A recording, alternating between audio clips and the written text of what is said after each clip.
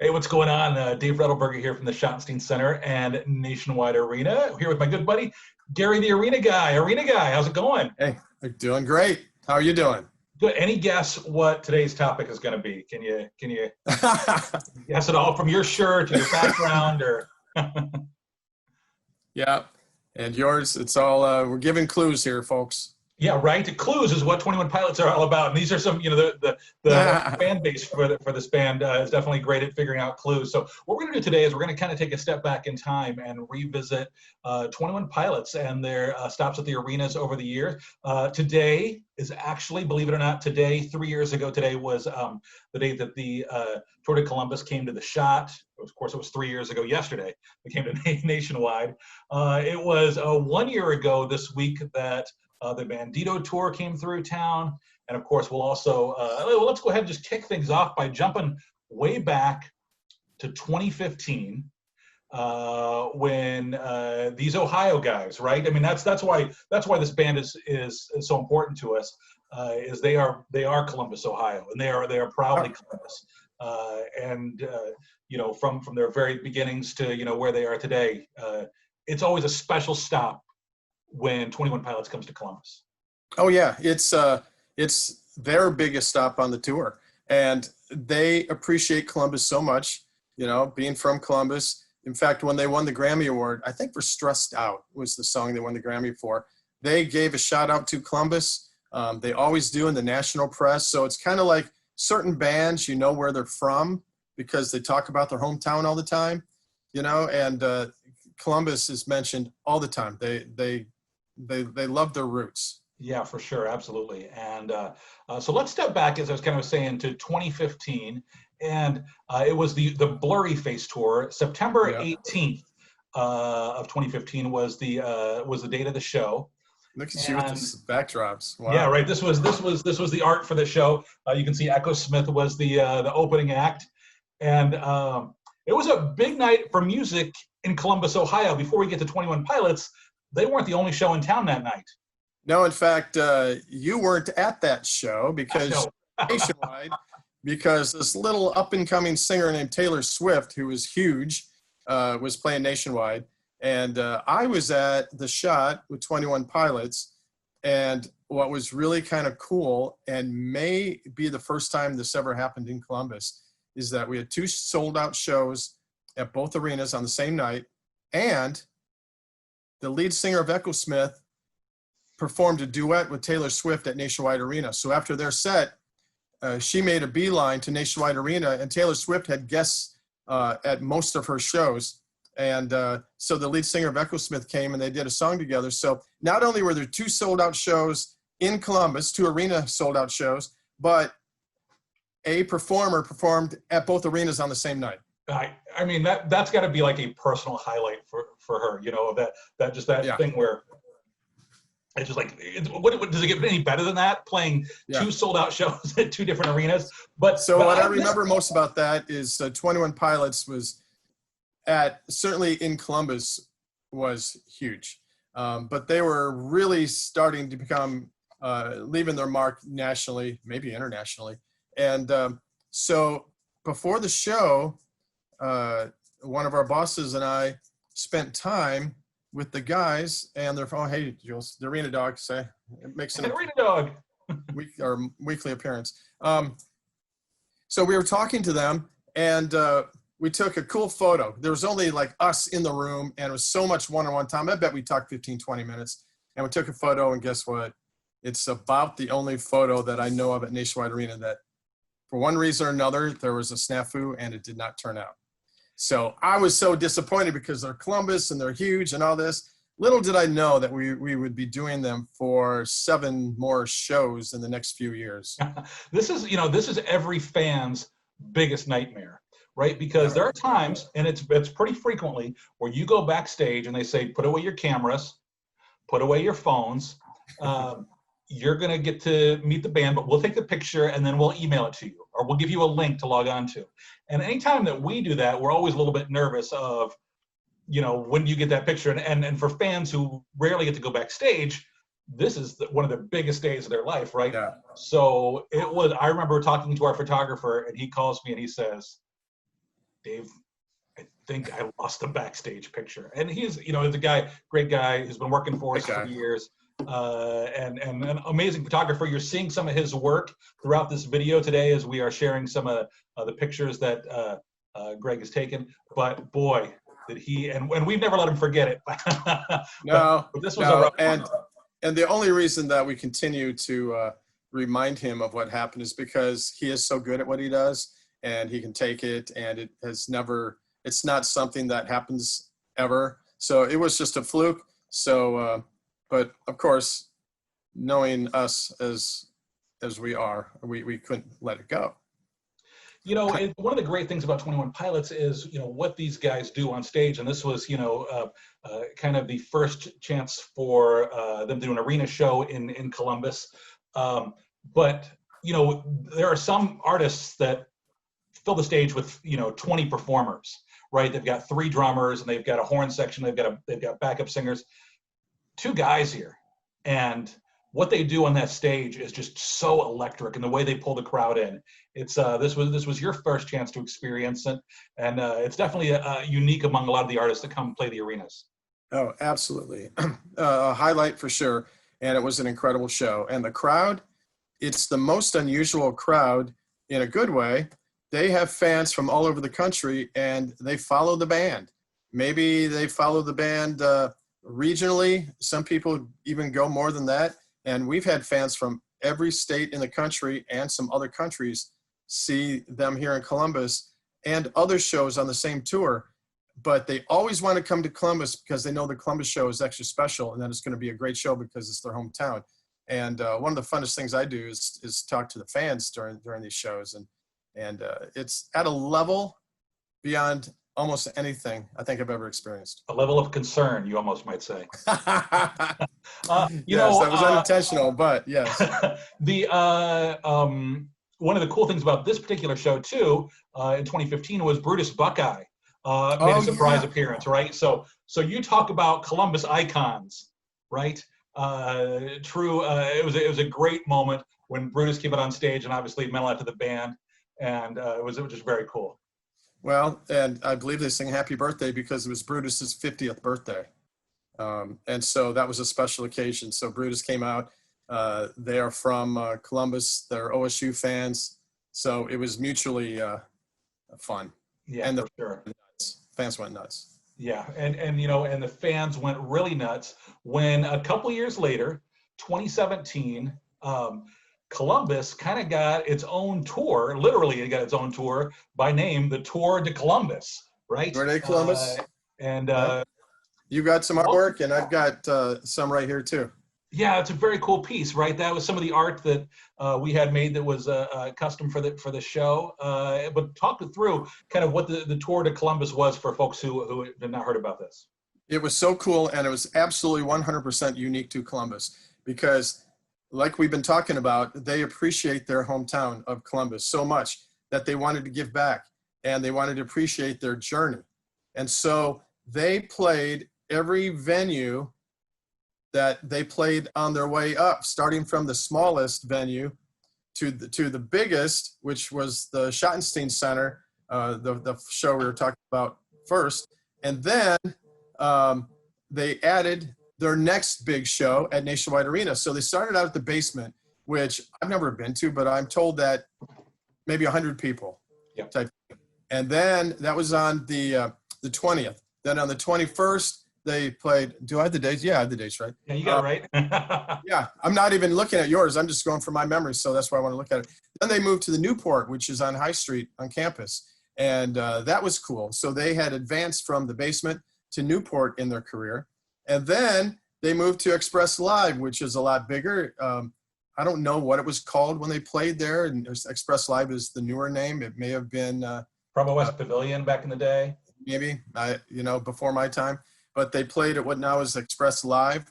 And then they played, it was a little out of sequence because they played Nationwide Arena on the 24th, 2 days later, which was the first time they'd played Nationwide Arena. And then they closed their tour at the Schottenstein Center, which was their first arena concert in Columbus. So that was very cool. And they called it Tour de Columbus, and it was totally unique to us. And man, we had a great time with that. Boy, this was so much fun. The show, and a lot of the fans, went to multiple shows if they could get tickets for Yes, multiple shows. The if they whole could. thing, sold out obviously.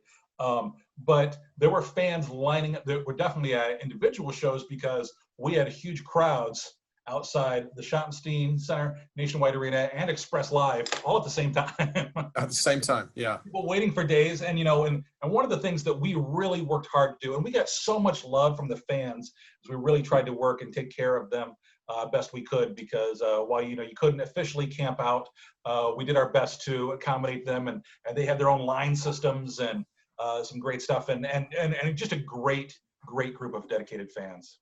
Yeah, and the line systems, it's very unique because they do monitor themselves. And most venues do not allow sleeping out, or most cities do not allow sleeping out on city grounds, like in a park or something. So they have these unique and quite detailed and strict line policies where you have to check in like every 2 hours. So during the day, you get your number. You can go check out the town because you're in town a week early, waiting for the shows. Yeah, sure.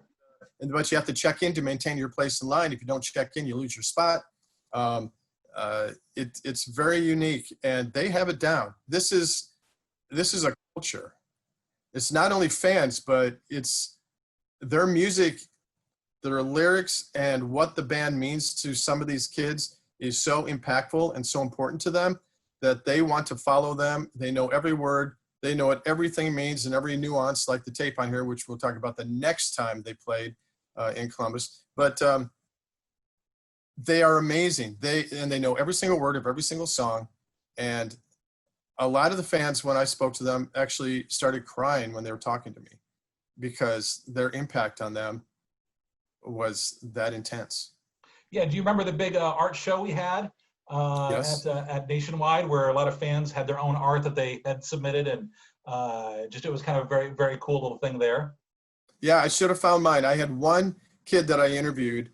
She was a magnificent artist, and she did some fan art, as they call it, and she gave it to me. And then Tyler and Josh showed up for a limited number of fans. They closed the doors and everything, so those fans got the surprise of their life. No kidding. That was so amazing. Can you imagine that? Yeah, especially it's just following them all over the country.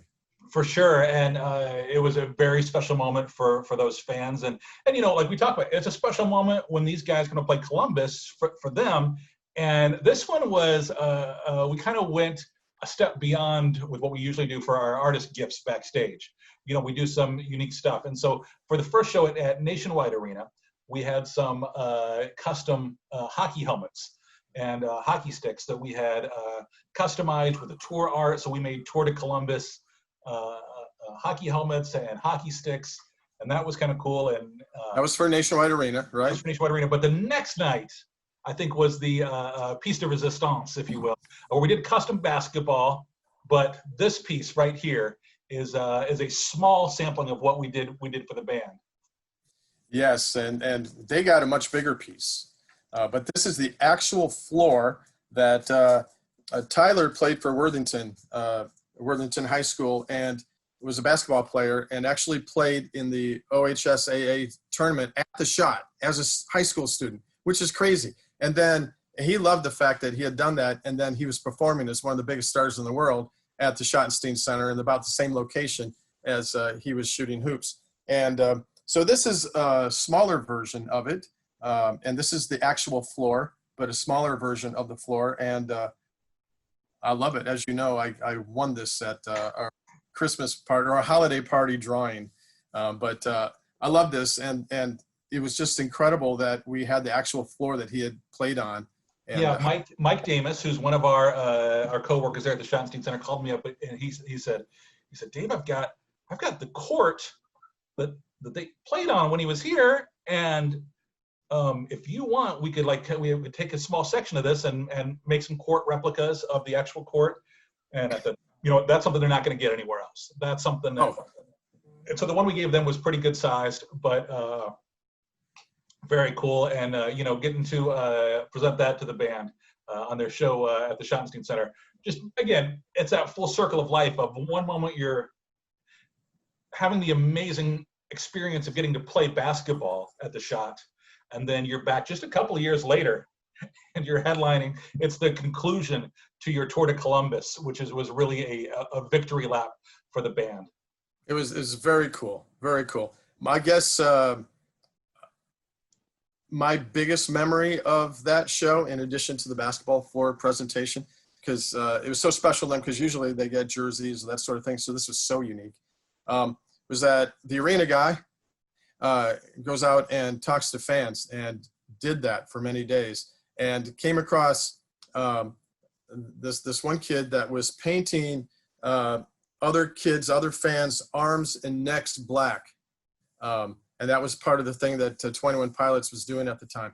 So I just was interviewing them, asking them why they did it, what it represented, and all this kind of stuff. And they said, well, we should do this to you. And I kind of slapped, oh, yeah, right. And I said, no, do you want to get it done? And I said, well, why not? I'm here. So from my wrist up, my arm and my neck was totally black. I looked like a really old version of the fans. And when I was done, I went back to the office, and I almost got arrested because I was backstage wearing, as the arena guy does, wearing my concert t-shirt. I was wearing the concert t-shirt that is the graphic behind you. And I was all black on my arms and my neck, and their manager or head of security or somebody saw me, and they contacted one of our guys, and they said, I think we have a big time bogey back here, which meant they think a fan got in, you know, and backstage we had to do something about it. And one of our guys, Matt, had actually taken a picture of me before I came inside, and he lifted his phone to the guy and said, is that him? And the 21 Pilots guy said, yes. Matt said, oh, that's our guy. That's the arena guy. And the 21 Pilots just shook his head like, oh my God, and just walked away. Definitely stood out. They were about ready to arrest me. But to this day, we frequently refer to you as the big time bogey. The big time bogey, yeah. And I almost got arrested, but I got an additional video out of that. As Matt talked about the whole behind the scenes of the near arrest. So another memory of 21 Pilots on the Tour de Columbus tour. For sure, for sure. And that was a great show again, and just an amazing little run for Columbus, Ohio, and for the band. It was a couple of very special nights that if you were part of, you just know there's you know, when we do this, well, at least we used to do these shows all the time, right? But there was something magic in the air for that run of shows. And yeah, like you said, we do so many shows, but every once in a while one comes along where you just feel the intensity and the magic of it. And that was one of the shows. For sure. Well, hey, let's talk about another big stop, the most recent stop. It was a year ago this week.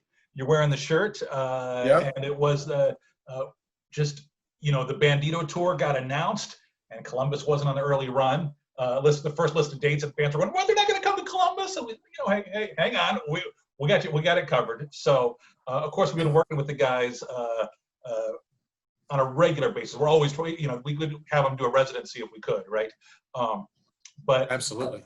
When we finally did get around, it was at that time the conclusion of that run of dates before they did some festival stuff and went overseas. But the Bandito tour, 2019 Nationwide Arena, guys were back, and boy, another huge, amazing 2 nights this time at Nationwide Arena.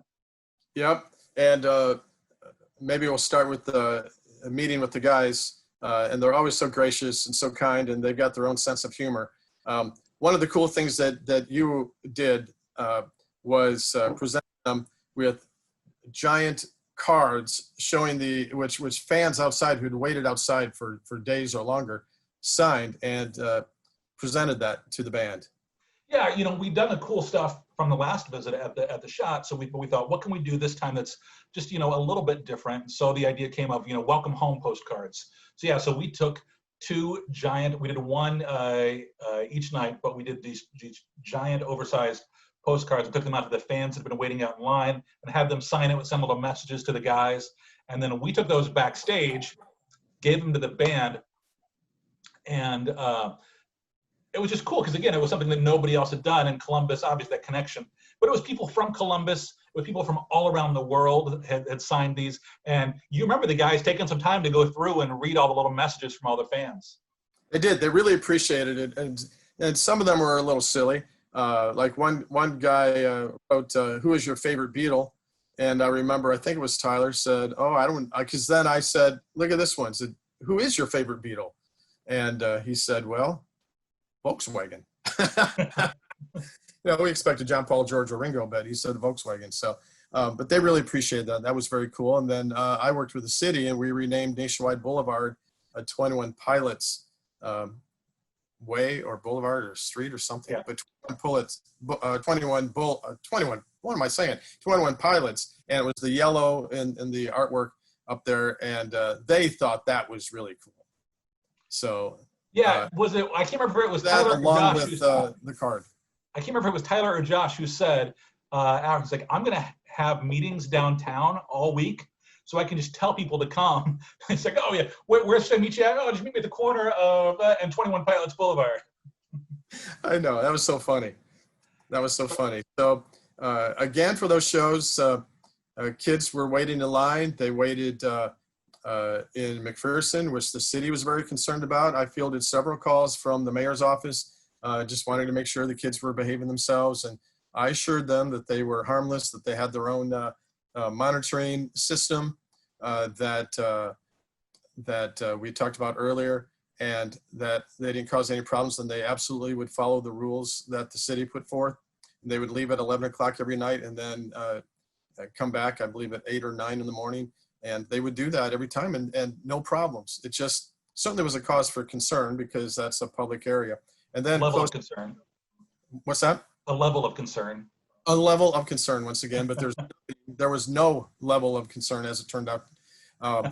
Then when I interviewed fans, I interviewed some of the kids over there, and some of them had just met at the show before, and they became friends, and they traveled together, and they were going to travel for the next several shows together, and they become instant fans because of their fandom of 21 Pilots. And then I caught a wedding proposal.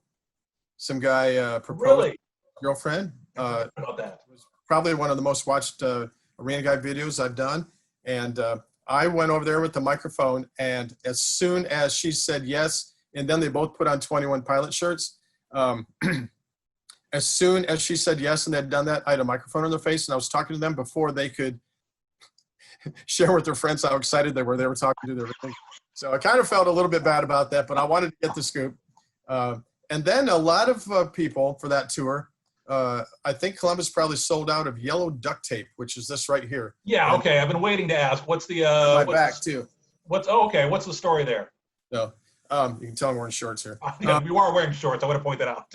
Yeah, we're only these video calls were from the waist up usually. So they were taping everybody up, and that was one of the big things too. I talked to fans about what this meant, and what it meant was just it showed a level of acceptance for what some of the people might be going through. It could be depression, or it could be some other issues that they were going through, that maybe they're having issues with their parents or something, but just issues in life. And it was a sign of support.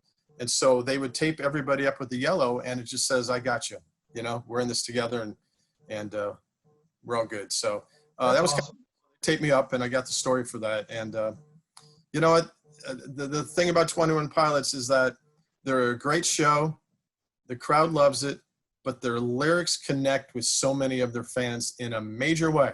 And the first show that we did when you were at Taylor Swift, told them that I shared a couple of stories of what kids said about how their music saved.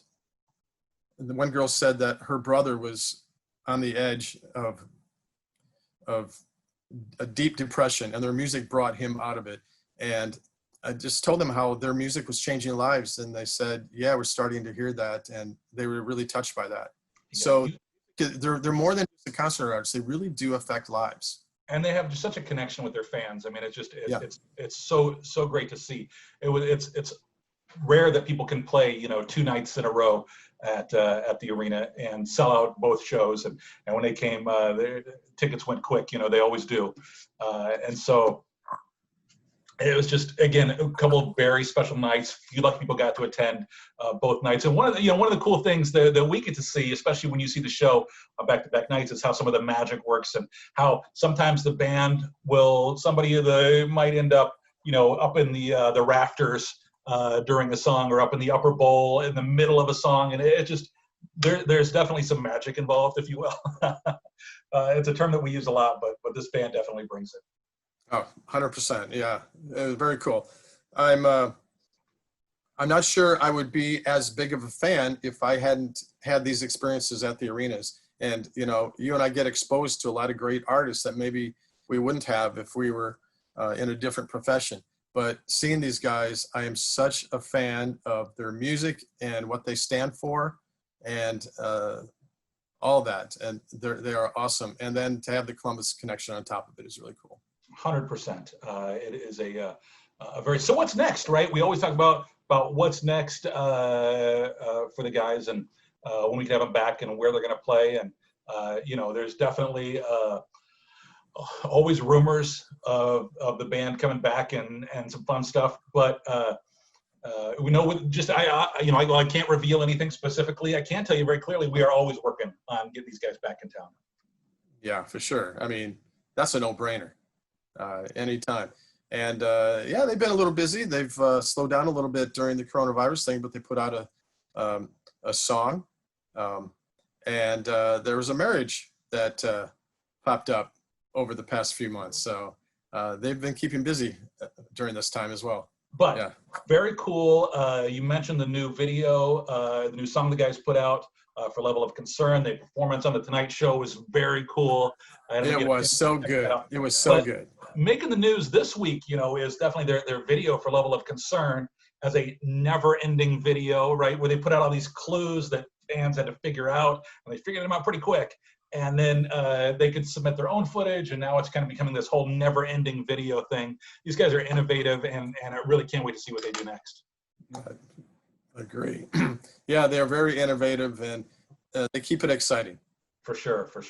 So, hey, obviously we've got a lot of pictures that we've shared here. If you have a favorite story from 21 Pilots, or a picture you'd like to share, please, leave it in the comments below. We'd love to see some of your favorite shots from the concert, and we can't wait to have these guys back. Arena guy, just put them down here. Yeah, down there, where you can like and subscribe and all that stuff. All that stuff.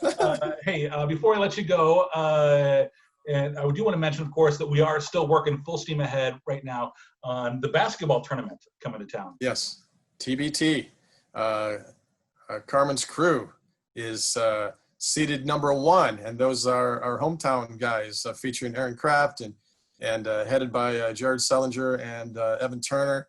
And these guys won it all last year, and they're the #1 seed.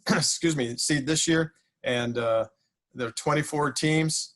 Out of 120 that applied. So, it's the cream of the crop. It's the team's premier talent, 35 ex-NBA players, 10 #1 draft picks, and the list could go on and on. So it's really quality basketball. And it's going to be the first basketball event in the country beginning July 4th at Nationwide Arena. July 4th. So excited to have some basketball that we can watch. Obviously, it's a no fans event, but endless fans can watch, right? So everybody can tune in. The games are going to be on the ESPN Family Network, and all the details there at nationwidearena.com. Guys, it's just so interesting. I think we talked about it last time, where safety is a major concern. That's why there's no fans, no media, very, very limited ESPN staff. The teams are staying at a hotel. They will arrive dressed about an hour before the game, so there's not the typical interaction. They will come ready to play, and they will be tested, temperature taken, and all that kind of stuff. So it's going to be as safe as it can be, and it is going to be so good to see. We talked about this last time, to see an athletic event that wasn't from 1989. Right, for sure. Hey, I didn't think I told you this, but I went down to Nationwide Arena yesterday. First time I went down. I've been at either arena since March, and particularly since the Dan and Shay show we had at Nationwide. So all my papers and stuff were still on my desk from that particular show, all my photography release forms and stuff like that. And, it was weird to be back in our office, and the whole arena, it was empty. But the basketball court's down, and we're getting things ready.